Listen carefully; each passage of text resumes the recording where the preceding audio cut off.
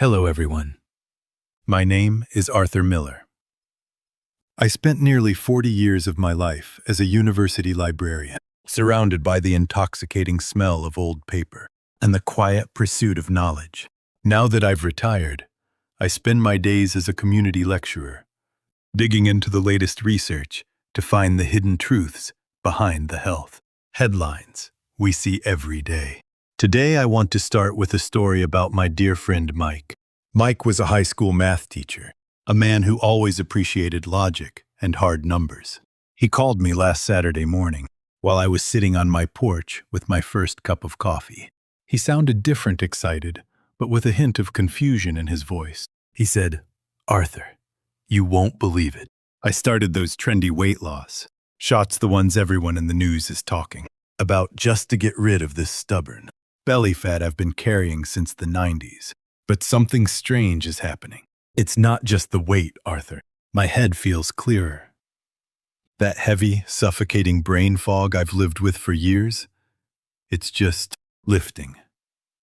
Am I imagining things, or is this shot doing something to my brain?"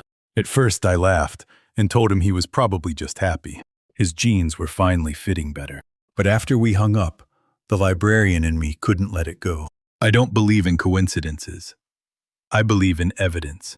I spent the entire week scouring the latest medical journals, stacking up papers until my desk looked like a reference section again, and reaching out to my old contacts in the research world.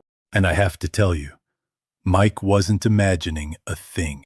Right now, the global medical community, from the Mayo Clinic to the hallowed halls of Harvard, is being shaken by a massive discovery. The drugs people are using to fit into their old clothes might actually be the most powerful shield against dementia we've discovered in our lifetime. Today, I'm going to tell you that story simply, clearly, and in a way that might just change your entire future. So please, grab a seat, get comfortable, and let's talk about the incredible plot twist in modern medicine. To understand why this is such a big deal, we have to look at what these drugs actually are.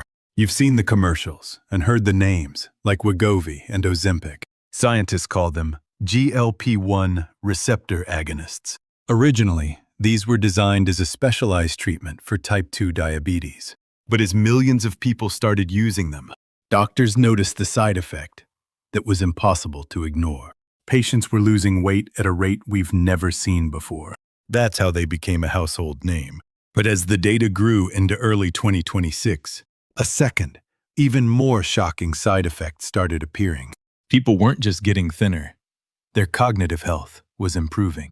Researchers realized this wasn't just a happy accident.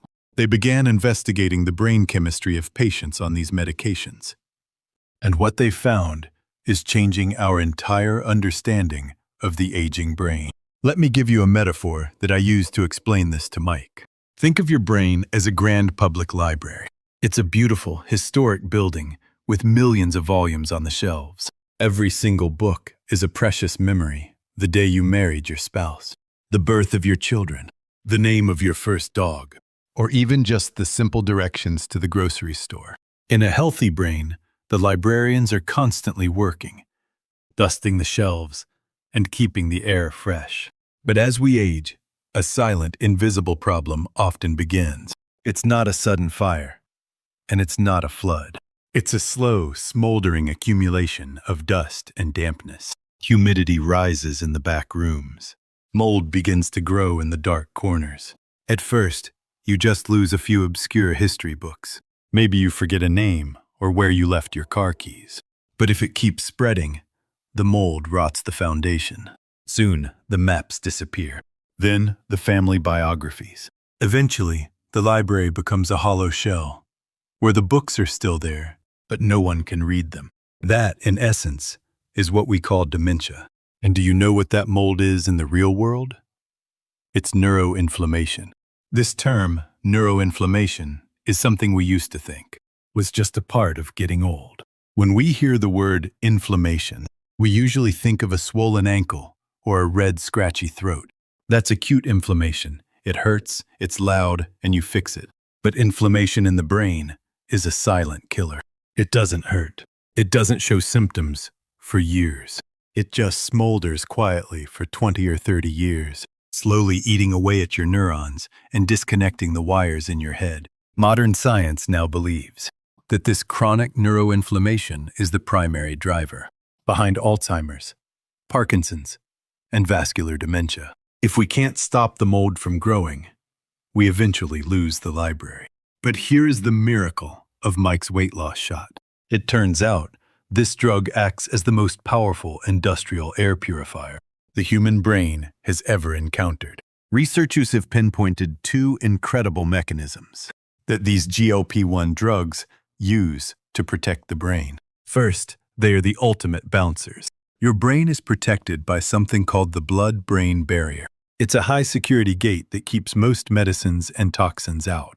But this drug has a VIP pass. It crosses that barrier, enters the brain, and directly shuts down the signals that tell the brain to stay in flame. It's like a team of professional cleaners entering the library, scrubbing away the mold and drying out the air instantly. 2026. Research shows this drug acts as a true neuroprotector. Second, and perhaps even more importantly, these drugs feed the starving library staff. Have you heard of insulin resistance? Your brain is an energy-hungry machine.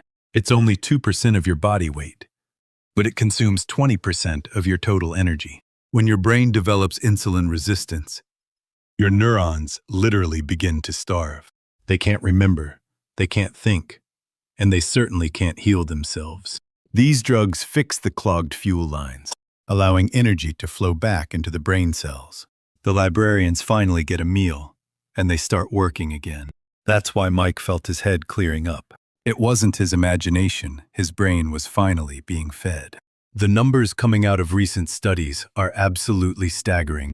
In a massive clinical trial involving over 10,000 participants, the group using these medications showed a significantly slower rate of cognitive decline compared to those who didn't. We aren't just talking about a minor improvement. We are talking about a fundamental shift in the trajectory of the disease.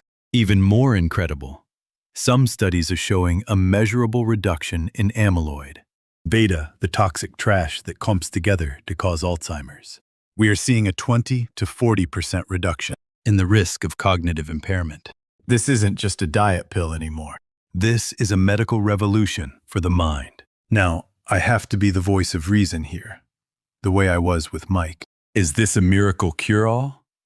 No, it is not a magic wand that lets you live forever, without any effort on your part. There are side effects, and it is certainly not a one-size-fits-all solution. I told Mike, look, this shot is a cane. It's a wonderful, strong, high-tech cane that helps you stay upright. But a cane cannot walk for you. You still have to use your own legs. If we want to save our library, we have to do 3 vital things alongside the help of modern science. First, protect your muscle. Rapid weight loss often burns muscle along with fat, and your muscles are essentially immune organs for your brain. When you exercise, they release myokines. Think of them as natural fire extinguishers for brain inflammation. To keep this defense system strong, you must eat your protein steak, eggs, or Greek yogurt, and maintain your strength. Second is the daily walk. Just 30 minutes around your neighborhood tells your brain to produce the growth factors that build new neurons. It's a simple movement with profound results. Finally, honor your sleep. Nighttime is when the brain's janitorial crew flushes out toxins. If you're scrolling through your phone late at night, you're effectively locking those janitors out of the building. Get to bed by 10 and let the cleaning begin. The medicine is the engine, but you are the driver. You have to hold the steering wheel. I'm standing here today because I'm tired of hearing people in my generation say that getting older means losing your mind. I refuse to accept that as an inevitability. Look at our history. We used to think polio was a curse we couldn't escape. We used to think a heart attack at 50 was just bad luck. We used to think HIV was an automatic death sentence.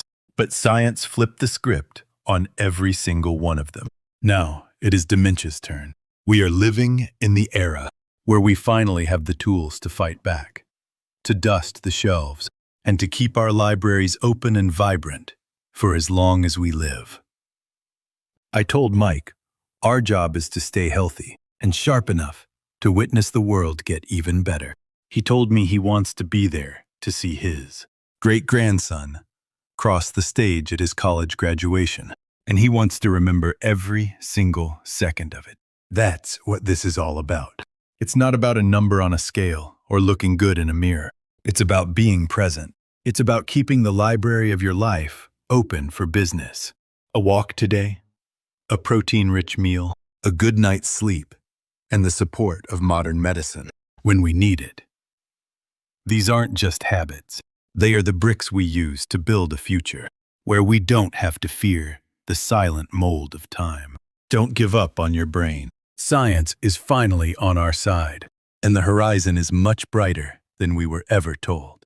Thank you for spending this time with me today. I'll see you next time.